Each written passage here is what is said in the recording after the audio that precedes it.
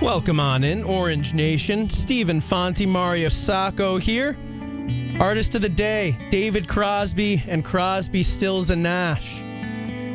As the American singer, guitarist, and songwriter passed away at the age of 81, we'll be playing some of the hits of him and his group today on Orange Nation all throughout the show. I learned today that he was inducted into the Rock and Roll Hall of Fame twice. He's a founding member of the Byrds, founding member of Crosby, Stills and Nash, and was honored twice in that capacity.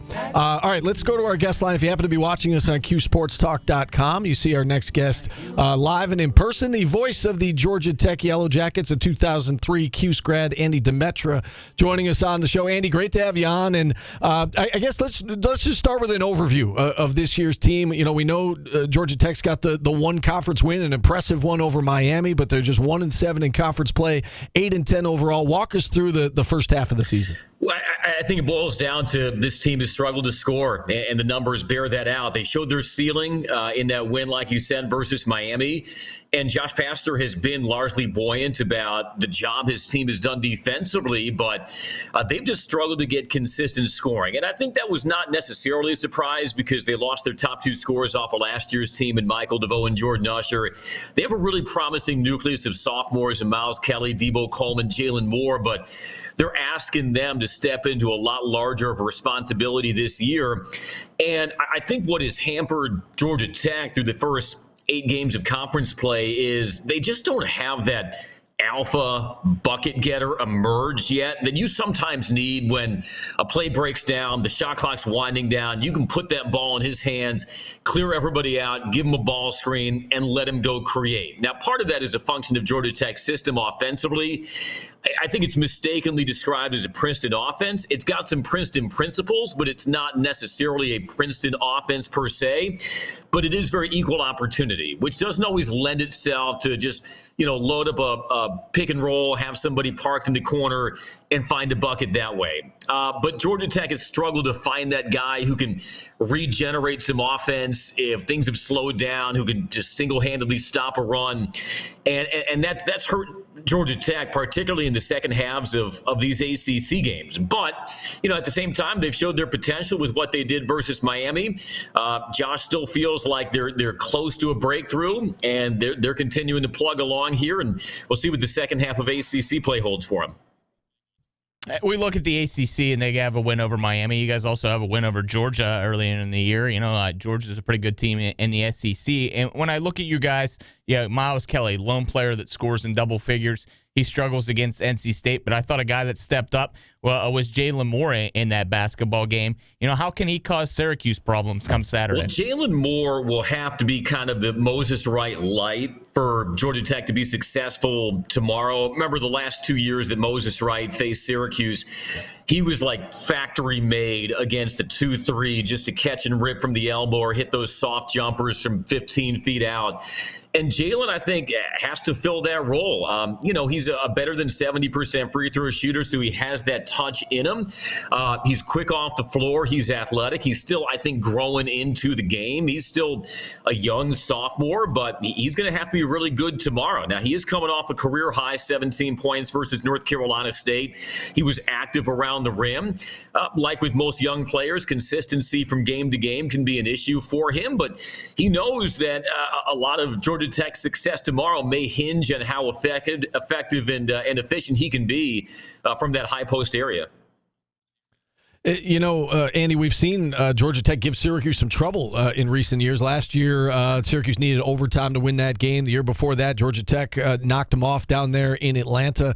I guess walk us through the blueprint for beating the Oranges. Josh Pastner would look at it, and they've got some pieces back from last year's team that gave Syracuse some trouble. Do you think this team has the makeup to do it again, to put a scare into the Orange, make it a second half game, and put themselves in position to knock them off in the final 5 minutes or so? Sure. And what I think has given Syracuse some problems against Georgia Tech in recent years has been the Yellow Jackets defense. And no team in the ACC switches its defenses more during a game than Georgia Tech. That's been part of their identity really since Josh Pastner came to Tech. So you'll see a lot of different fronts and looks and Georgia Tech plays mixing zone defenses that's got a lot of unorthodox slides and rotations to them.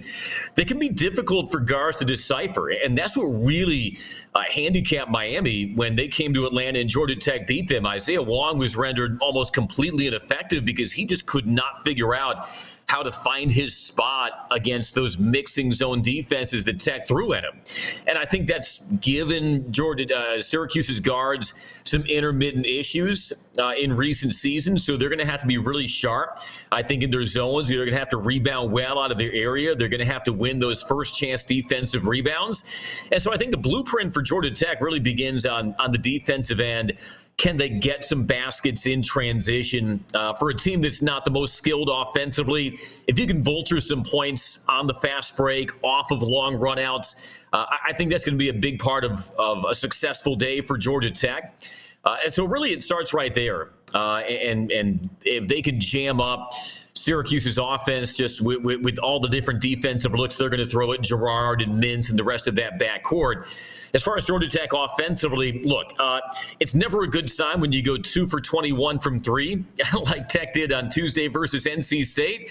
But they have shown a fairly encouraging ability to bounce back the following game after they've struggled from 3.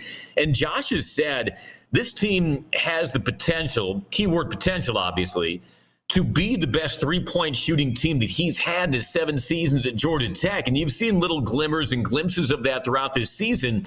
But they're going to have to definitely spray it and show that three-point shooting ability if they want to be there at the end against Syracuse. And they have that in them. It's just a matter of can they get their three-point shooters lined up on the same day to do it.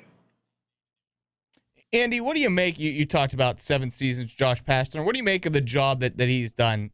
Kind of the hot name on the table when he came to Georgia Tech. How do you assess, you see these coaches stepping down? I preface this with, Mike Bray leaving at the end of the year. A lot of turnover, so to say, in the ACC over these last couple of years. How would you assess Josh Pastner's coaching job? Well, look, he's taken Georgia Tech to an NCAA tournament, which was the first time in 11 years. He sent several guys to the NBA, like Josh Okogie and Jose Alvarado and other guys who were in the G League. So he knows how to identify talent. Georgia Tech, I think, is a little different than most ACC programs in that they have to be more focused on development and bringing in guys, developing them over several years so that they can have a season like they had in 2021 where they had a roster full of older guys who had been raised, so to speak, in their system. In the transfer portal era, you can make the argument that Georgia Tech perhaps isn't as well equipped to get the cream of the crop in the transfer portal as other teams in the ACC for any number of reasons. And Josh has been very consistent in sticking to his philosophy and sticking to his blueprint. This might be one of those transitional years, but, when Jose Alvarado was a sophomore, he was ice cold in ACC play. And Georgia Tech was, I think, 6-12 in conference. Things started turning the corner the second half of Jose's junior year. And by the senior year, with him and Moses Wright, who was ACC Player of the Year, those guys were as good as you got in the ACC. And so he's got a formula. He's got a blueprint. I know everybody has different levels of patience, but he's shown the proof of concept in being able to deliver results at Georgia Tech. But, I think the time frame, it just has to be a little longer because of Georgia Tech and the idiosyncrasies of this Tech program and who they are in the framework of the ACC.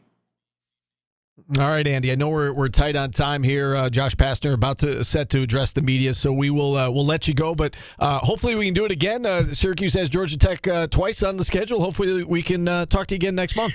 Yeah, maybe I can actually see Paulie Sibilia join you guys in the studio as opposed to him malingering on you like we have this morning. Yeah. I know he's looking forward to seeing you tomorrow. I'm sure he'll stop and say hi tomorrow. He is on the highways and byways somewhere between there and Atlanta. I can promise you. He is. Thanks, Andy. Andy, thanks for coming on. We appreciate it. Guys. Thanks. All right. Andy Demetra joining us here on the show. We'll hit a timeout when we return. Tim Leonard, voice of the Syracuse women, will be on. They played Georgia Tech last night down in Atlanta. We'll get the lowdown from Tim next on ESPN Radio.